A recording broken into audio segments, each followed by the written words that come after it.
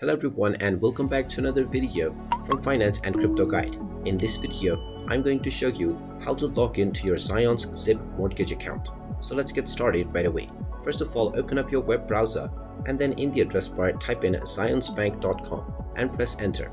You will now be taken into the official website for Zion's Bank. Now, from the home page, hover over to products and click on it and you will see the home loans option.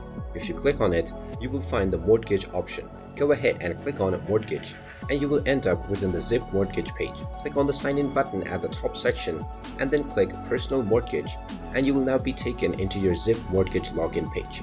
Now just type in your email address within the email address box that you have set up while creating your account and then type in your password underneath within the password section. You will then need to click on I agree to the user terms and privacy policy and finally click on the login button and you will be logged in to your Zion's Zip mortgage account.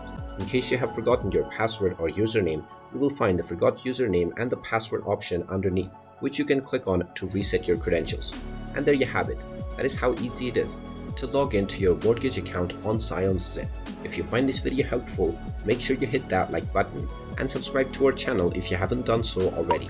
Also ring that notification bell to never miss another update from us.